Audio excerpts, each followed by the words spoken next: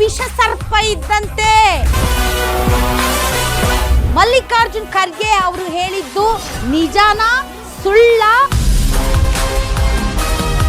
ಅಪ್ಪನ ಚಾಳಿ ಮಗನಿಗೆ ಬರೋದು ನೋಡಿದೀನಿ, ಬಟ್ ಮಗನ ಚಾಳಿ ಅಪ್ಪನಿಗೆ ಬಂದಿರೋದು ಐ ಥಿಂಕ್ ಇದು ಫಸ್ಟ್ ಟೈಮ್ ಅನ್ಸುತ್ತೆ. ಹಿಂಸೆಯನ್ನ ಪ್ರಚೋದನೆ ಮಾಡೋದಾಗಿರ್ಬೋದು ಅಥವಾ ಹಿಂಸೆಯನ್ನ ಪ್ರಮೋಟ್ ಮಾಡುವಂಥದ್ದಾಗಿರ್ಬೋದು ಮಲ್ಲಿಕಾರ್ಜುನ್ ಖರ್ಗೆ ಅವ್ರು ಮಾಡಲ್ಲ. ಬೇಸಿಕಲಿ ಈ ಮಾತುಗಳನ್ನ ಕೇಳ್ತಾ ಇದ್ರೆ ನೀವು ನೋಡಿ, ಪಾಕಿಸ್ತಾನದ ಒಬ್ಬ ಮಂತ್ರಿ, ಪಾಕಿಸ್ತಾನ ಇಲ್ಲ ಅಂತಂದ್ರೆ ಬಿಜೆಪಿ ಅವ್ರ ಮಾತು ಅಪೂರ್ಣ ಆಗುತ್ತೆ ಅಂತ ಅನ್ಸುತ್ತೆ. ಅವರ ಮಾತುಗಳಲ್ಲಿ ಈ 4 ಪದಗಳು ಬಂದಿಲ್ಲ ಅಂದ್ರೆ ಅವರ ಸ್ಪೀಚ್ ಸಂಪೂರ್ಣ ಆಗೋದೇ ಏನ್ ಇಲ್ಲ. ಪದ? ಹಿಂದೂ, ಮುಸಲ್ಮಾನ್, ಹಿಂದೂಸ್ತಾನ್, ಪಾಕಿಸ್ತಾನ್.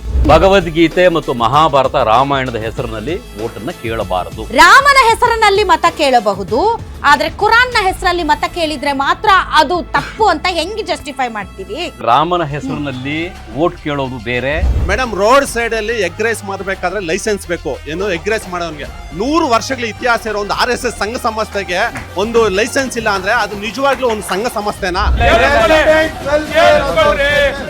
ಒಂದ್ ನಿಮಿಷ. ಬಿಜೆಪಿ ರಾಜಕೀಯ ಒಂದ್ ನಿಮಿಷ. ಇಲ್ಲಿಯವರೆಗೆ ರಾಮನ ಒಂದ್ ನಿಮಿಷ. ಹೆಸರಿನಲ್ಲೇ ಮಾಡ್ತಾ ಒಂದ್ ನಿಮಿಷ. ಇದೆ.